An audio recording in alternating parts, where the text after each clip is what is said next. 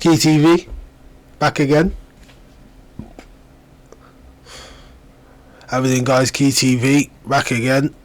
Aston Villa 2, Feyenoord 0, and we got away with one tonight. My gosh. Once again, question the starting lineup. Starting with Emi Buendia starting with Emi Martinez not being able to start. Very surprised. Come up with an injury.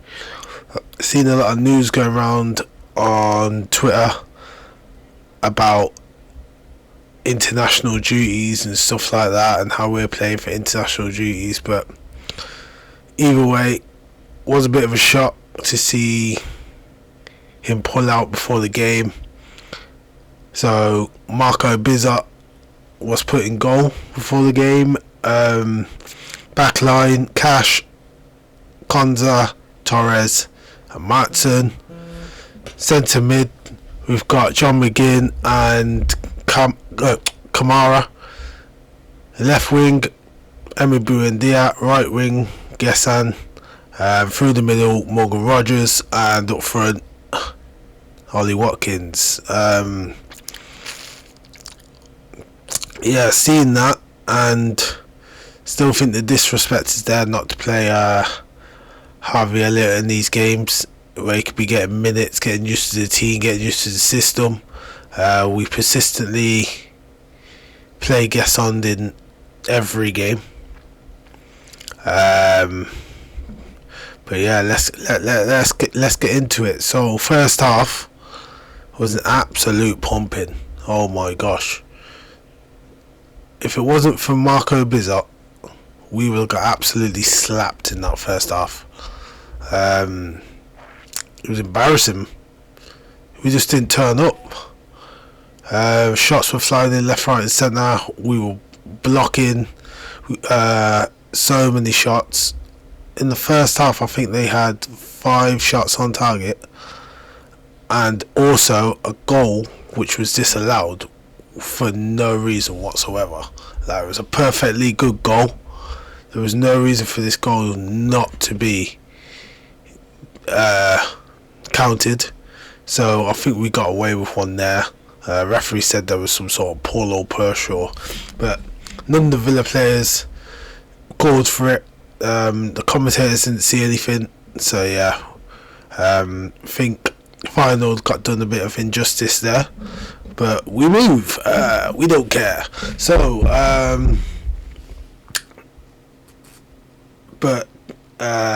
Ollie Watkins played through on goal. He's one-on-one with the defender. He's first to the ball when he's through on goal. And the defender just takes him out. And the referee doesn't give the red card. So this happens before the indirect goal. This happens before the goal was chalked off for Feyenoord. So I feel like the referee is trying to he's trying to right a wrong. I feel like he felt like he got the decision wrong, even though he did go to VAR, look it through. It might have been heavily influenced. We never know. We don't hear anything. But I feel like it was a decision that he didn't want to make. And that's why he hasn't given the goal for Feyenoord. Because if you look at it, it's literally Ollie Watkins and defender. Watkins is about to be through on goal. And yeah, it should have been a red card. It should have been a red card. It should have been a red card, whether or not Watkins was gonna get to the ball or not, because the challenge was missed. So yeah, but yeah, like I said, we got away with one today. First half, absolutely awful.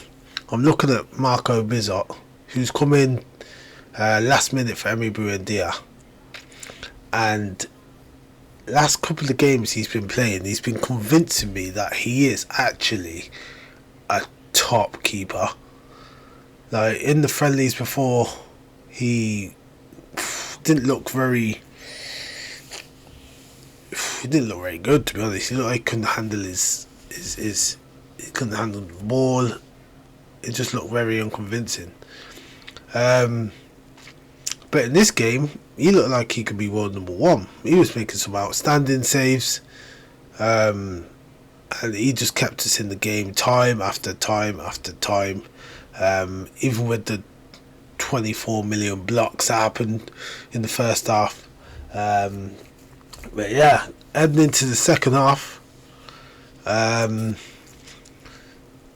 not much really changed. I feel like Feyenoord were getting tired, and we capitalised on it basically. So out of nowhere, we're moving the ball forward. It's got to Emi Buendia on the edge of their 18-yard box, and he's just slotted an absolute gem into the back of the net. No power needed. It's just like pure precision. It's a beautiful goal, like, and he's put us 1-0 up when really we shouldn't be. So we'll take it as it is. This is football, guys. Like, this is how football is played. Like, if you don't put your chances away, there's a moment in football where if you lose a bit of concentration, you could be 1-0 down. And that's exactly what's happened. We weren't the better team, and we weren't playing as the better team. So we weren't better team on the day, and we weren't playing as the better team at the moment. And nothing changed from there, to be honest. Nothing changed. Feyenoord carried on, playing their game, found us left, right and centre, trying to get the ball back, having a few chances in the second half, and then just out of nothing, we go on the counter attack, bang, boom, John McGinn's in, goal, 2-0, and basically that's the end of the match. We'll take them as they come. It's not a convincing performance. There's some players on there who just didn't deserve to play today. Their performance was absolutely abysmal. Not gonna name them because I go on about it all the time.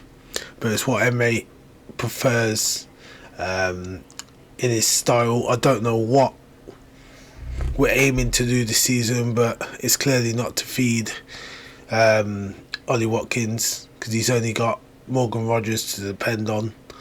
We're playing with no wingers, no creativity in our centre mids. We've only got John McGinn and Kamara who are fit to play centre mid. There's no one in our youth team who we've brought through to cover the likes of Tillemans, who is probably our only creative midfielder, because I don't think Barkley's going to play all season. I just don't get the plan, but I'm telling you now, if we continue to play like this and think that this is acceptable, we are leaving ourselves open for a 4-0 absolute beating in a Premier League game. And it's going to come from the likes of a Nottingham Forest or a Bournemouth, or it's just going to be one of them games where we get absolutely slapped, and it's going to be embarrassing. And we need to up our game before we hit these teams, because it's just not good enough. The performances are not good enough. We're clutching, we're actually absolutely just clutching onto like moments. We look awful. We're not creating much. We're not giving Ollie Watkins a chance. Morgan Rogers is not having a very good time on the pitch at the moment. While we're here on Morgan Rogers, some